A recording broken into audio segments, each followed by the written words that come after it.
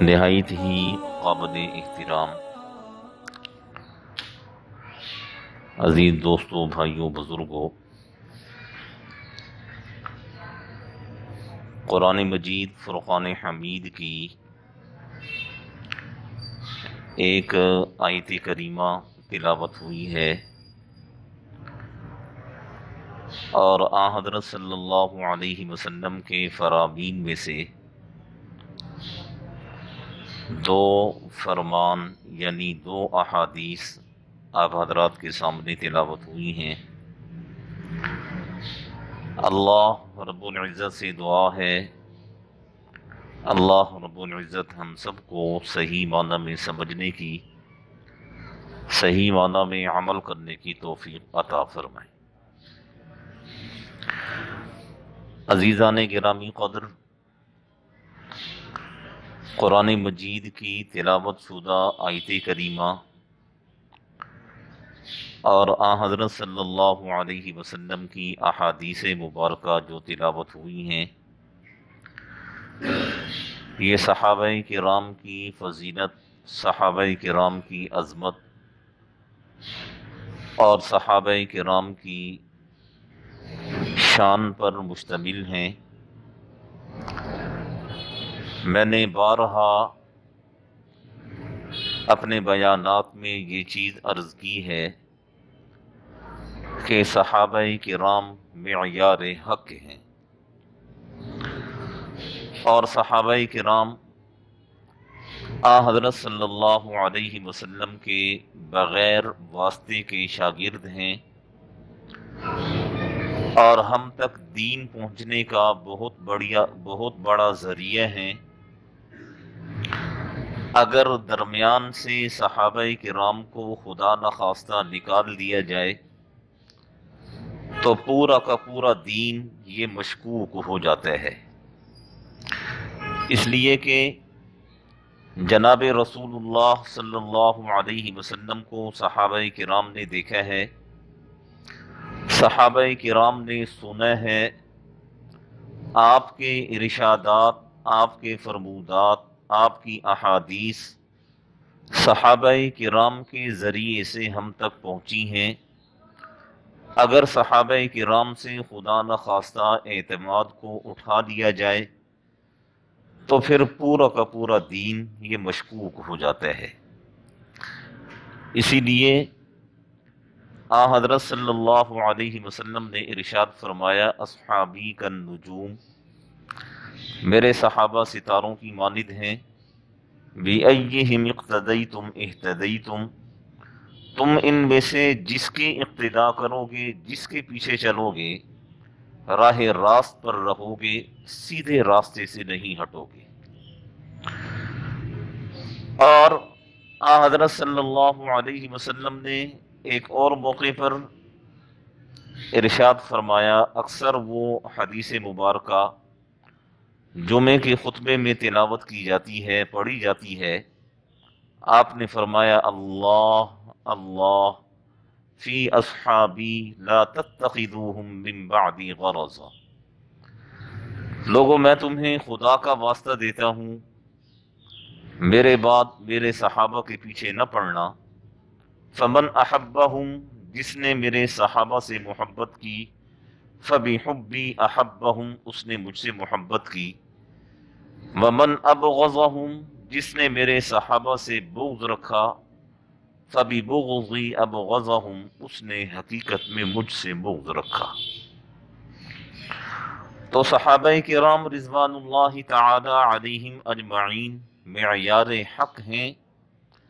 اور ہم تک دین کے پہنچنے کا بہت بڑا ذریعہ اور وسیلہ ہیں، اور آپ صلی اللہ علیہ وسلم کے بلا واسطہ شاگرد ہیں۔ اور ان صحابہ کرام نے بڑی قربانیاں دی ہیں، بڑی قربانیوں کے بعد یہ دین ہم تک پہنچایا ہے، اور آپ صلی اللہ علیہ وسلم سے وفاداری کا حق ادا کیا ہے۔ اور قربانی دینے میں اگر بچے آئے تو بچوں کو قربان کیا، بیوی آئی بیوی کو قربان کیا، औलाद आई, औलाद को कुर्बान किया, माँ बाप आए, माँ बाप को कुर्बान किया, सब कुछ कुर्बान कर दिया, लेकिन दीन को उन्होंने न छोड़ा और दीन पर अमल करने का भी हक अदा किया और दीन को दूसरे लोगों तक पहुंचाने का भी हक अदा किया। हजरत सल्लल्लाहु अलैहि वसल्लम ने खुतबा हज्जतुल विदा जब इरशाद फरमाया तो आप सल्लल्लाहु अलैहि वसल्लम के सामने तकरीबन 1,24,000 कमो पेश सहाबा किराम मौजूद थे जो आपकी बात को सुन रहे थे। तो आप सल्लल्लाहु अलैहि वसल्लम ने जब अपने खुतबे को मुकम्मल फरमाया तो आपने फरमाया कि मैंने अल्लाह का पैगाम तुम तक पहुंचा दिया है, अब तुम पर ये लाजिम है कि जिससे जिस कदर हो सके मेरे इस पैगाम को आगे दुनिया तक पहुंचाओ। तो उलमाए किराम ने लिखा है कि उस मजमे में जितने सहाबा किराम मौजूद थे, जिसका जिस तरफ रुख था वो उसी तरफ निकल पड़ा। कोई मशरिक की तरफ, कोई मगरिब की तरफ, कोई शुमाल की तरफ, कोई जुनूब की तरफ, और हज़रत सल्लल्लाहु अलैहि वसल्लम का पैगाम पहुंचाने के लिए और अल्लाह का दीन फैलाने के लिए वो निकल पड़ा। ऐसे नहीं, हजरत अब्दुल्ला बिन मुबारक रहमहुल्लाह ने एक सहाबी की ये शान बयान फरमाई है कि अमीर मुआविया रज़ी अल्लाहु अन्हु जिस घोड़े पे बैठकर हजरत सल्लल्लाहु अलैहि वसल्लम के साथ जिहाद के लिए निकले हैं, उस घोड़े के नाक में जो गर्द पहुंची है उस गर्द के मुकाबले में भी कोई नहीं आ सकता। किसी ने हजरत अब्दुल्ला बिन मुबारक रहमहुल्लाह से पूछा था कि ये बताइए, उमर बिन अब्दुल अजीज रहमहुल्लाह जिनका बड़ा नाम है, जिन्हें उमर सानी कहा जाता है, जिन्होंने हजरत उमर रज़ी अल्लाहु अन्हु के मेयार के मुताबिक जिन्होंने हुकूमत की है और बहुत थोड़ा अरसा इन्होंने हुकूमत की है, 1.5-2 साल इन्होंने हुकूमत की है, लेकिन अदल का वो मेयार उन्होंने कायम रखा जो हजरत उमर रज़ी अल्लाहु अन्हु के ज़माने में था। यही वजह है कि इन्हें उमर सानी कहा जाता है, उमर बिन अब्दुल अजीज रहमहुल्लाह को। तो किसी ने हजरत अब्दुल्ला बिन मुबारक रहमहुल्लाह से ये पूछा था कि ये फरमाइए, उमर बिन अब्दुल अजीज का मकाम ज्यादा है या हजरत अमीर मुआविया रज़ी अल्लाहु अन्हु का मकाम ज्यादा है? तो फिर आपने ये चीज इरशाद फरमाई थी कि अमीर मुआविया रज़ी अल्लाहु अन्हु जिस घोड़े पे बैठकर आप सल्लल्लाहु अलैहि वसल्लम के साथ सफर में जिहाद के लिए निकले हैं, उस घोड़े के नाक में जो गर्द पड़ा है उमर बिन अब्दुल अजीज उस गर्द के बराबर भी नहीं है। ये एक सहाबी की शान है। पूरी दुनिया के वली मिल जाएं, पूरी दुनिया के कुतुब मिल जाएं, पूरी दुनिया के अब्दाल मिल जाएं, एक सहाबी के पांव की खाक के बराबर भी नहीं। और सहाबी किसे कहा जाता है? सहाबी के बारे में याद रखें, हर उस शख्स को सहाबी नहीं कहा जाएगा जिसने हजरत सल्लल्लाहु अलैहि वसल्लम की जियारत की है। जियारत तो अबू जहल ने भी की है, जियारत तो अबू लहब ने भी की है, मुशरिकीन मक्का के बड़े बड़े जितने सरदार थे उन सब ने की है, मक्का मुकर्रमा के उस जमाने के जितने बाशिंदे थे उन सब ने जियारत की है, लेकिन सहाबी हर किसी को नहीं कहा गया। सहाबी की तारीफ उलमाए किराम ने ये लिखी है कि वो शख्स जिसने हजरत सल्लल्लाहु अलैहि वसल्लम की जियारत इस हैसियत से की हो कि साहिब ईमान हो, ईमान भी लाया हो, और फिर अपने उस ईमान पर कायम और दायम रहा हो और उसी ईमान पर उसकी मौत आई हो, ऐसे शख्स को सहाबी कहा जाता है। और हज़रत सल्लल्लाहु अलैहि वसल्लम के सहाबा किराम की जो तादाद है वो तकरीबन 1,24,000 कमो पेश या 1,44,000 कमो पेश ये सहाबा किराम की तादाद है। और इनमें से हर सहाबी अपनी जगह पर एक किताब है। इनमें से हर सहाबी اپنی جگہ پر اپنا ایک مقام رکھتا ہے، اور ہر صحابی نے اپنی جگہ پر ایک قربانی دی ہے، اور ہر صحابی نے اپنی جگہ پر حضرت صلی اللہ علیہ وسلم پر اپنی جان نچھاور کی ہے۔ عقل نے مانا ہے یا نہیں مانا، صحابی نے آپ صلی اللہ علیہ وسلم کے حق میں گواہی دی، آپ صلی اللہ علیہ وسلم کو سچا کہا، ایسے شخص کو صحابی کہا جاتا ہے۔ حضرت ابو بکر صدیق رضی اللہ عنہ کو پتہ ہے صدیق کا لقب کیوں دیا گیا؟ حضرت ابو بکر صدیق رضی اللہ عنہ کے نام کے ساتھ جو صدیق کا لقب لگایا جاتا ہے، یہ صدیق کا لقب کیوں لگایا گیا؟ اس کے بارے میں علماء کرام نے لکھا ہے کہ حضرت صلی اللہ علیہ وسلم جب معراج پر تشریف لے گئے اور معراج سے جب آپ واپس آئے تو آپ صلی اللہ علیہ وسلم نے صحابہ کرام کو بتایا کہ میں آج کی رات آسمانوں پر گیا، پہلے یہاں سے بیت المقدس گیا، پھر پہلے آسمان پر، پھر دوسرے پر، پھر تیسرے پر، پھر چوتھے پر، ساتوں آسمانوں سے ہوتا ہوا میں جنت اور دوزخ کو میں نے سیر کی، سدرۃ المنتہا اور پھر عرش کے قریب تک میں پہنچا، اور پھر وہیں سے اسی رات میں میں واپس آ گیا۔ تو آپ صلی اللہ علیہ وسلم نے صحابہ کرام کو یہ چیز بتائی، یہ بات پھیلی، مشرکین مکہ تک پہنچی، تو مشرکین مکہ نے کہا کہ یہ کیسے ہو سکتا ہے کہ ایک شخص ایک ہی رات میں یہاں سے بیت المقدس بھی چلا جائے، بیت المقدس سے آسمانوں پر بھی چلا جائے، اور پھر جنت اور دوزخ کو بھی دیکھ لے، پھر سدرۃ المنتہا، پھر عرش کے قریب پہنچ جائے، پھر وہاں سے واپس بھی آ جائے، یہ ایک ہی رات میں یہ کیسے ہو سکتا ہے؟ ہم جتنی بھی عقل کے گھوڑے دوڑا دیں لیکن ہماری عقل اس چیز کو تسلیم کرنے سے قاصر ہے۔ تو مشرکین مکہ نے یہ پلان کیا کہ چلیں محمد صلی اللہ علیہ وسلم کو چھوڑیں، ان کے جو ماننے والے ہیں ابو بکر رضی اللہ عنہ، ان کے پاس چلتے ہیں اور ان کے سامنے جا کر یہ ساری صورتحال رکھتے ہیں کہ اگر کوئی شخص اس چیز کا دعویٰ کرتا ہے کہ ایک ہی رات میں اس نے اتنا لمبا سفر کیا ہے، تو کیا اس کا دعویٰ اس قابل ہے کہ اسے تسلیم کیا جائے؟ تو مشرکین مکہ پلاننگ کے تحت حضرت ابو بکر صدیق رضی اللہ عنہ کے پاس گئے، اور حضرت ابو بکر رضی اللہ عنہ سے جا کر انہوں نے کہا کہ اگر کوئی شخص اس چیز کا دعویٰ کرے کہ ایک رات میں وہ بیت المقدس بھی پہنچ گیا، آسمانوں پر بھی، جنت، دوزخ، اوپر کے سارے معاملات، انبیاء سے ملاقاتیں، اور پھر اسی رات میں وہ شخص واپس بھی آ گیا، کیا یہ چیز ماننے کے لائق ہے؟ عقل اس چیز کو تسلیم کرتی ہے؟ آپ اس بارے میں کیا کہتے ہیں؟ تو حضرت ابو بکر صدیق رضی اللہ عنہ نے فرمایا کہ پہلے یہ بتاؤ یہ دعویٰ کس انسان نے کیا ہے، یہ دعویٰ کس انسان نے کیا ہے؟ تو مشرکین مکہ نے کہا کہ آپ کے دوست، آپ کے ساتھی محمد صلی اللہ علیہ وسلم نے یہ دعویٰ کیا ہے۔ تو حضرت ابو بکر صدیق رضی اللہ عنہ نے فرمایا کہ اگر انہوں نے یہ دعویٰ کیا ہے تو وہ یقیناً اپنے اس دعوے میں سچے ہیں۔ آپ نے کوئی دلیل نہیں مانگی ان سے، نہ آپ نے آپ صلی اللہ علیہ وسلم سے پوچھا کہ اللہ کے رسول کیا واقعتاً آپ کا یہ دعویٰ ہے؟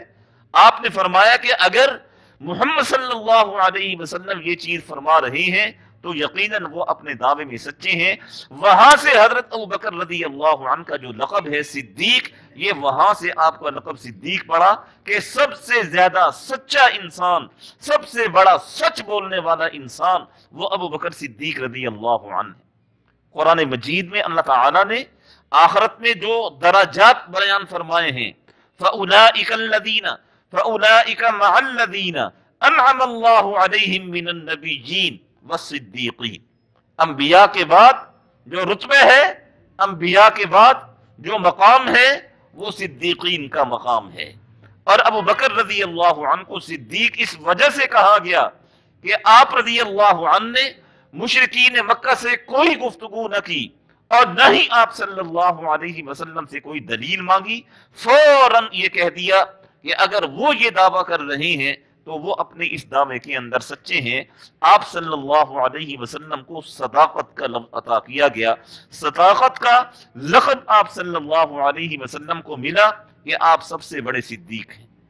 اور آپ صلی اللہ علیہ وسلم کی بارگاہ میں جو بھی صحابی آیا ہے آپ صلی اللہ علیہ وسلم نے ان کا بڑا اکرام کیا ہے، بڑا اعزاز فرمایا ہے، اور آپ صلی اللہ علیہ وسلم اپنے صحابہ کرام کو بڑی عزت دیا کرتے تھے اور بڑی عزت سے نوازا کرتے تھے۔ مشہور واقعہ ہے کہ آپ صلی اللہ علیہ وسلم ایک مرتبہ تشریف فرما تھے، حضرت ابو بکر صدیق رضی اللہ عنہ بھی تشریف فرما تھے، حضرت عمر رضی اللہ عنہ بھی تشریف فرما تھے، تو آپ صلی اللہ علیہ وسلم ٹیک مبارک لگا کر آپ نے اپنے پاؤں مبارک پھیلائے ہوئے تھے اور پنڈلیوں سے کپڑا ہٹا ہوا تھا۔ تو آپ صلی اللہ علیہ وسلم کے پاس ایک صحابی آئے، دوسرے آئے، تیسرے آئے، آپ اسی حالت میں بیٹھے رہے، یہاں تک کہ عثمان غنی رضی اللہ عنہ تشریف لائے، تو آپ صلی اللہ علیہ وسلم نے فوراً اپنی ٹانگوں کو سمیٹا، اور سمیٹنے کے بعد اپنی ٹانگوں کو ڈھانپ دیا کپڑے سے۔ تو کسی نے بعد میں عرض کیا، اللہ کے رسول، آپ جب تشریف فرما تھے، ابو بکر بھی آپ کے پاس تھے، عمر بھی آپ کے پاس تھے، دیگر صحابہ کرام بھی آپ کے پاس تھے، تو آپ اسی حالت میں بیٹھے رہے، لیکن جیسے ہی عثمان غنی آپ کے پاس آئے آپ نے فوراً اپنی ٹانگوں کو سمیٹ لیا اور کپڑا ڈال دیا۔ اللہ کے رسول، اس کی کیا وجہ ہے؟ آپ صلی اللہ علیہ وسلم نے فرمایا، عثمان تو وہ شخص ہیں جن سے آسمان کے فرشتے بھی حیا کرتے ہیں، تو میں ان سے کیوں نہ حیا کروں؟ یہ وہ جماعت ہے، یہ وہ لوگ ہیں، یہ وہ صحابہ کرام ہیں جو آپ صلی اللہ علیہ وسلم اور ہمارے درمیان دین کا واسطہ ہے،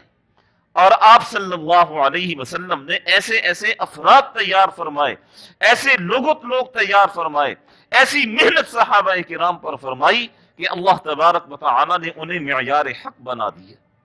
حضرت بلال حبشی رضی اللہ عنہ ایک غلام قسم کے انسان تھے، اور اس زمانے کے معاشرے میں، اس زمانے کے ماحول میں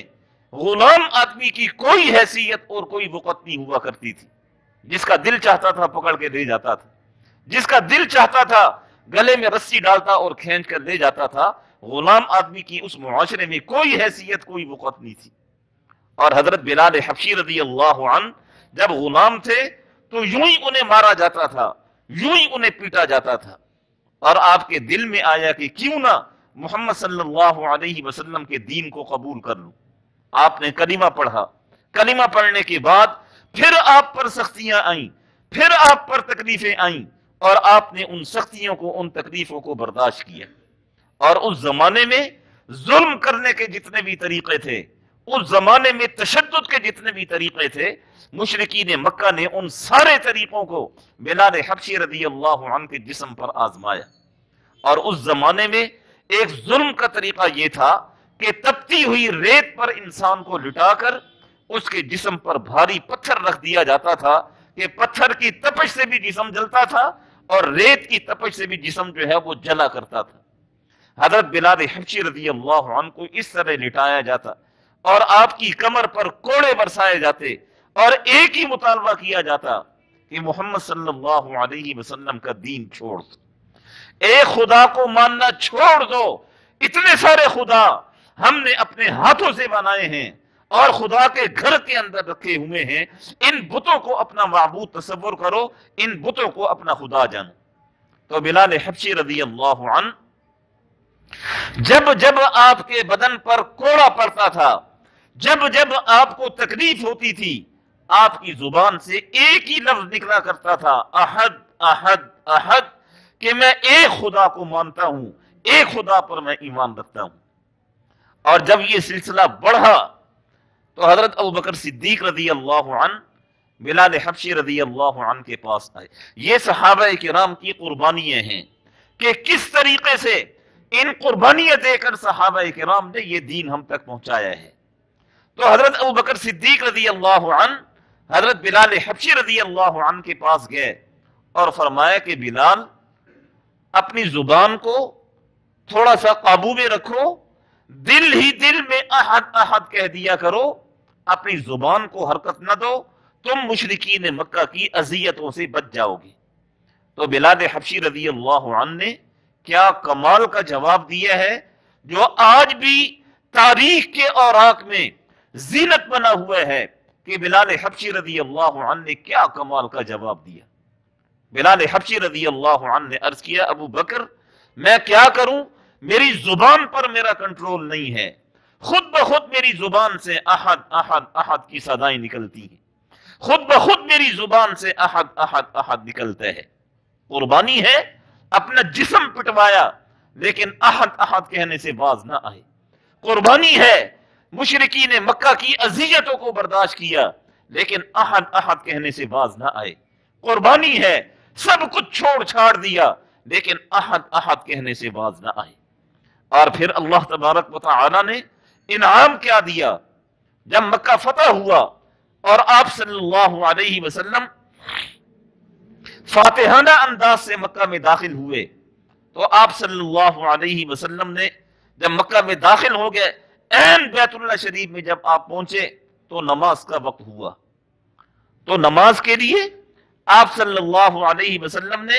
حضرت بلال حبشی رضی اللہ عنہ سے فرمایا کہ بلال آذان دو۔ تو بلال حبشی رضی اللہ عنہ نے عرض کیا اللہ کے رسول کہاں کھڑے ہو کر آذان دی جائے، کس طرف منہ کر کے آذان دوں، میں جدھر منہ کروں گا ادھر بیت اللہ مجھے نظر آتا ہے، آپ یہ فرمائیے کہاں کھڑے ہو کر میں آذان دوں۔ آپ صلی اللہ علیہ وسلم نے فرمایا بلال زمین پر کھڑے ہونے کی ضرورت نہیں ہے، بیت اللہ کی چھت پر چڑھ جاؤ اور بیت اللہ کی چھت پر کھڑے ہو کر آذان دو۔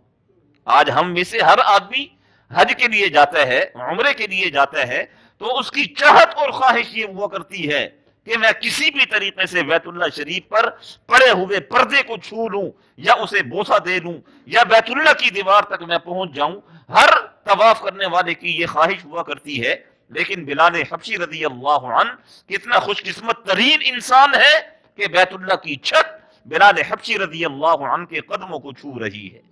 یہ اعزاز، یہ اکرام، یہ کیوں ملا؟ یہ قربانیاں دینے کے بعد ملا، اور یہ آپ صلی اللہ علیہ وسلم کے ساتھ اپنے آپ کو منسوب کرنے کی وجہ سے ملا۔ آپ صلی اللہ علیہ وسلم آسمانوں پر تشریف لے گئے معراج میں، تو وہاں جب آپ جنت میں پہنچے تو آپ کو قدموں کے چلنے کی آواز آئی۔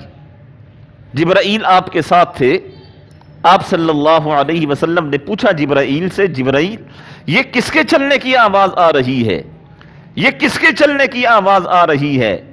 تو جبرائیل نے کہا اللہ کے رسول وہ آپ کا غلام بلال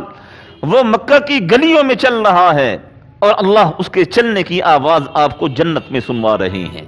یہ صحابہ کرام ہیں، یہ معیار حق ہیں، یہ وہ لوگ ہیں جو ہم تک دین کے پہنچنے کا سبب اور ہم تک دین کے پہنچنے کا ذریعہ بنے ہیں۔ انہی لوگوں کی وجہ سے آپ صلی اللہ علیہ وسلم نے انہی لوگوں کے لیے فرمایا اصحابی کالنجوم، لوگوں میرے صحابہ ستاروں کی مانند ہیں، میرے صحابہ چمکتے ہوئے ستاروں کی مانند ہیں، اور میرا ہر صحابی بڑی قربانی دے کر میرے پاس آیا ہے، بڑی تکلیفیں جھیل کر میرے پاس آیا ہے، بڑی اذیتیں برداشت کر کے میرے پاس آیا ہے۔ حضرت خبیب بن عدی رضی اللہ عنہ ایک بڑے جلید القدر صحابی ہیں، حضرت خبیب بن عدی رضی اللہ عنہ، اور یہ وہ ان خوش نصیب صحابہ کرام میں سے ہیں کہ مشرکین مکہ کا ایک وفد آپ صلی اللہ علیہ وسلم کے پاس گیا اور انہوں نے آپ صلی اللہ علیہ وسلم سے کہا کہ آپ 10 آدمیوں کا وفد بھیجئے، مبلغین بھیجئے جو ہمارے ہاں آ کر محنت کریں، جن کی قسمت میں ایمان ہوگا وہ ایمان قبول کر لیں گے۔ آپ صلی اللہ علیہ وسلم نے 10 صحابہ کرام کو بھیجا، اور پہاڑی راستہ تھا، لکھا ہے تاریخ کے اوراق میں کہ جب یہ صحابہ کرام اپنے علاقے سے نکلے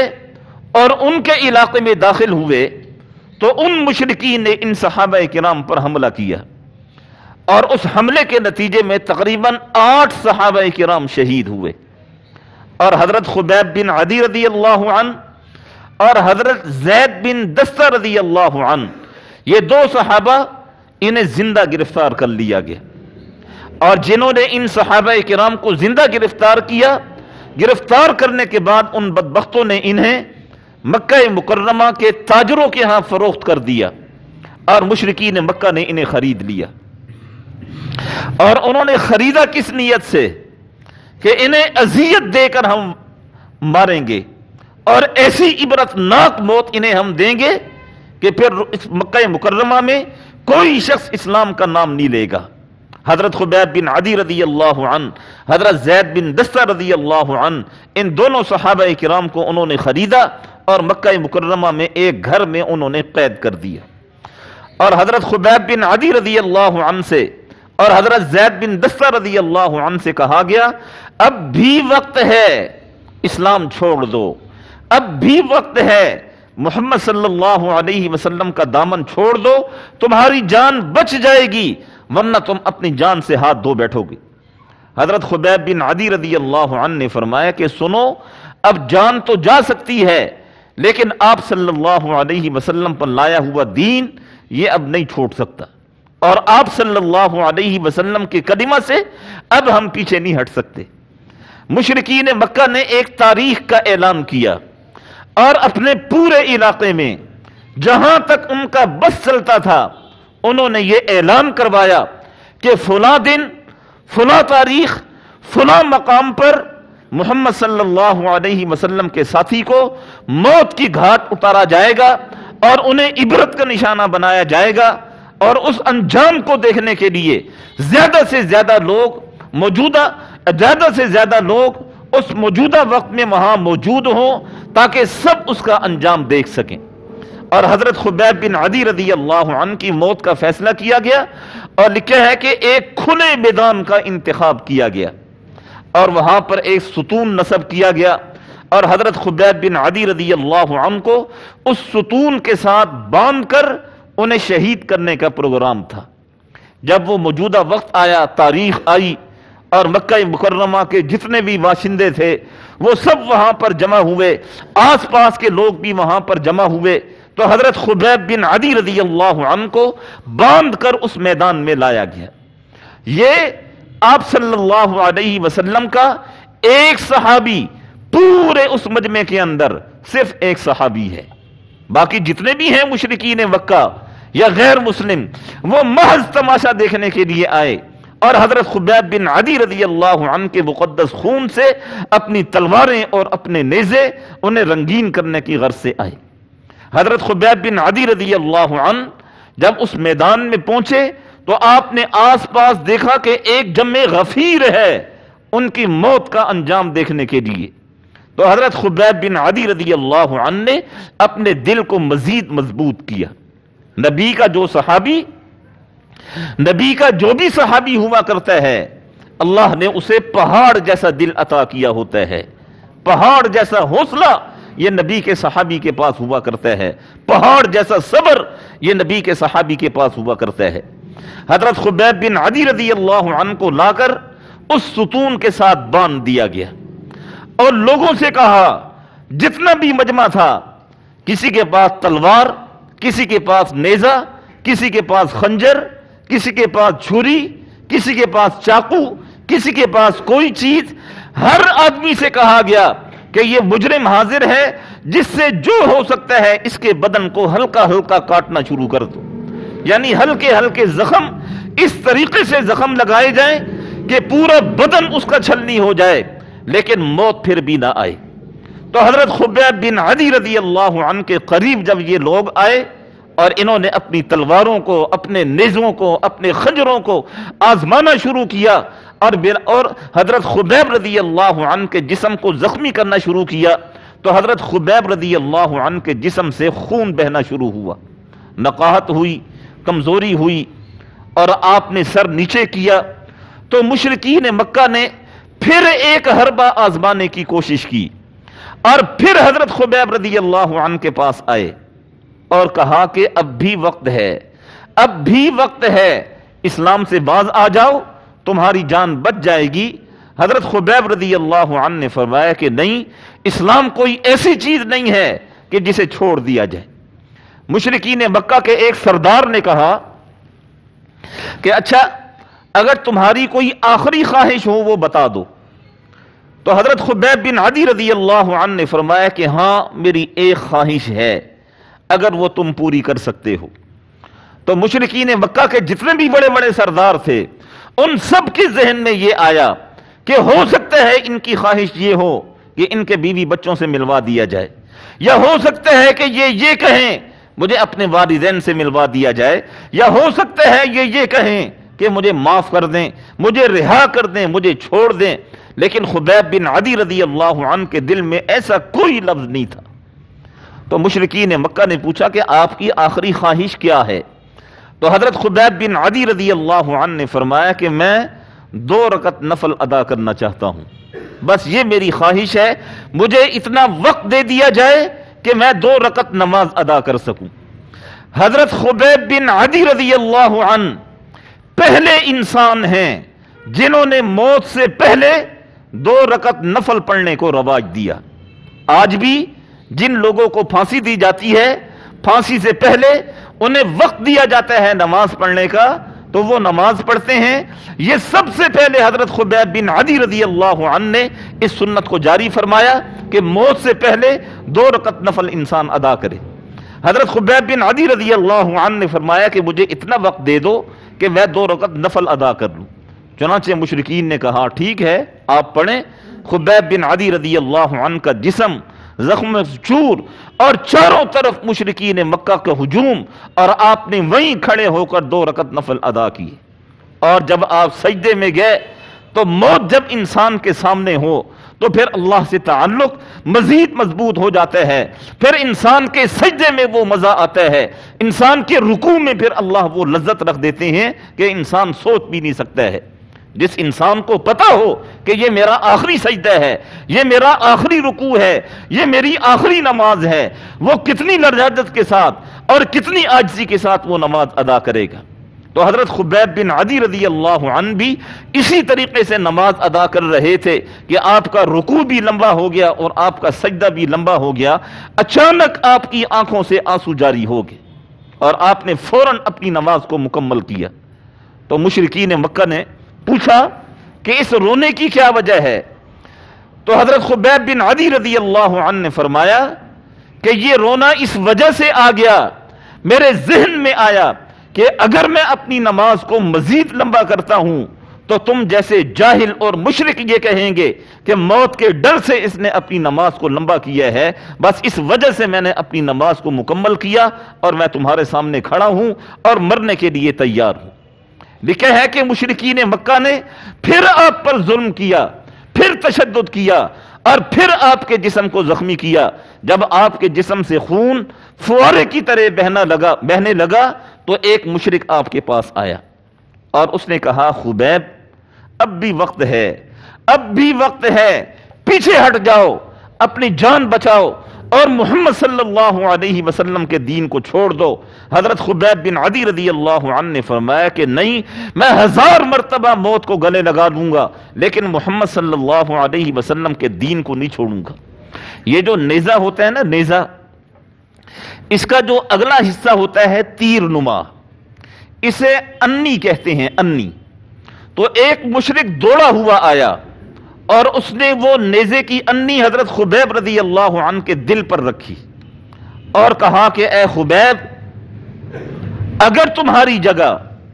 محمد صلی اللہ علیہ وسلم کو کھڑا کر دیا جائے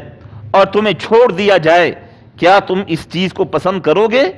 تو حضرت خبیب بن عدی رضی اللہ عنہ نے فرمایا بدبخت، میری 1000 جانیں ہوتی میں 1000 جانیں قربان کر دیتا، لیکن میں اتنا بھی کبھی برداشت نہ کرتا کہ محمد صلی اللہ علیہ وسلم کے پاؤں مبارک میں کوئی کانٹا بھی چبھے۔ جب آپ نے یہ فرمایا تو اس مشرک بدبخت کو غصہ آیا اور اس نے وہ انی آپ کے دل میں آر پار کر دی اور وہیں حضرت خبیب بن عدی رضی اللہ عنہ کی شہادت ہوئی۔ ایک اور شخص حضرت عامر بن سعید رضی اللہ عنہ، یہ اس واقعے کے بعد یہ اسلام لائے ہیں اور اس واقعے کے وقت یہ یہاں موجود تھے اور یہ شرک کی حالت میں تھے، یہ اس مجمع میں موجود تھے۔ بعد میں یہ ایمان لائے اور ایمان لانے کے بعد حضرت عمر رضی اللہ عنہ کے قریبی ساتھیوں میں ان کا شمار ہوتا ہے۔ تو حضرت عمر رضی اللہ عنہ کی مجلس میں اکثر یہ بیٹھا کرتے تھے اور انہیں بیٹھے بیٹھے اچانک انہیں دورہ پڑتا تھا اور یہ گر پڑتے تھے۔ تو ایک دفعہ حضرت عمر رضی اللہ عنہ نے ان سے فرمایا کہ اپنا علاج کرواؤ، یہ تم بیٹھے بیٹھے کیوں بے ہوش ہو جاتے ہو؟ کیا بیماری ہے، کیا تکلیف ہے؟ کسی حکیم کسی طبیب سے جا کر علاج کرواؤ۔ تو حضرت عامر بن سعید رضی اللہ عنہ نے عرض کیا امیر المؤمنین یہ بیماری نہیں ہے، یہ کوئی تکلیف نہیں ہے، بس جب حضرت خبیب بن عدی رضی اللہ عنہ کو شہید کیا گیا میں اس مجمع میں موجود تھا، جب وہ منظر میری آنکھوں کے سامنے آتا ہے تو مجھ پر بے ہوشی طاری ہوتی ہے کہ ان ظالموں نے کس طرح حضرت خبیب بن عدی رضی اللہ عنہ کے ظلم اور تشدد کر کے انہوں نے شہید کیا۔ جب صحابہ کرام نے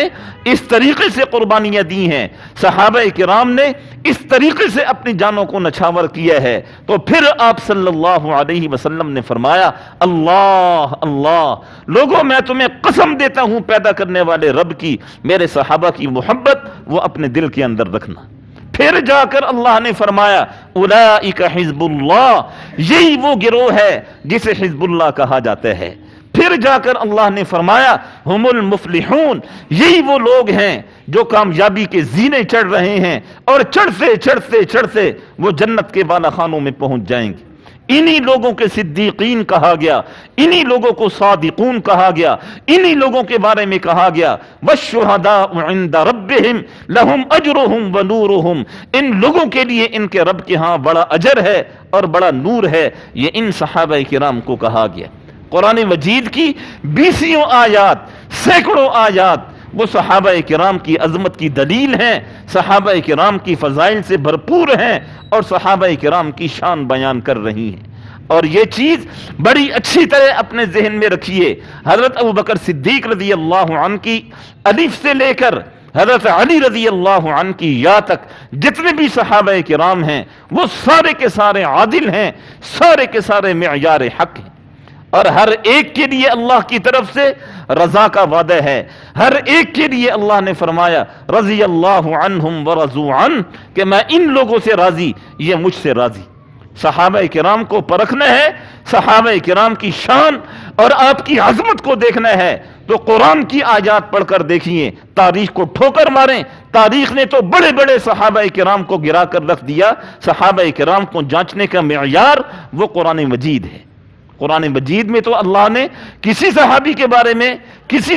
بارے میں کوئی نقص والی بات نہیں کی ہے، کوئی عیب والی بات نہیں کی ہے۔ اللہ نے تو من جملہ سارے صحابہ کرام کے لیے فرمایا رضی اللہ عنہم ورضوا عنہ،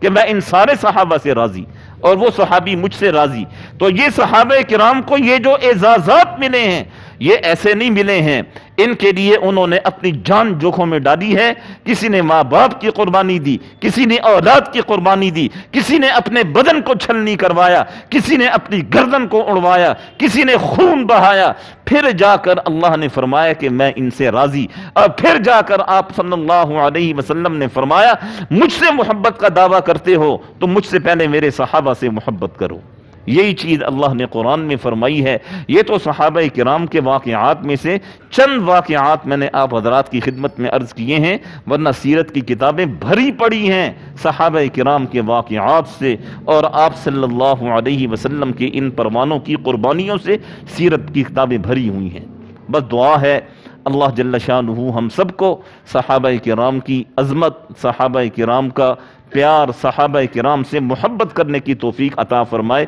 اور ہمیں ان حضرات کے نقش قدم پر چلنے کی توفیق نصیب فرمائے۔ جب ہم بھی ان حضرات کے نقش قدم پر چلیں گے تو انشاءاللہ ثم انشاءاللہ اللہ جل شانہ کلمہ پر موت نصیب فرمائیں گے، قبر ہماری ٹھنڈی ہوگی، آخرت کی منزلیں آسان ہو جائیں گی، اور انشاءاللہ اللہ جل شانہ جنت الفردوس میں داخلہ نصیب فرمائیں۔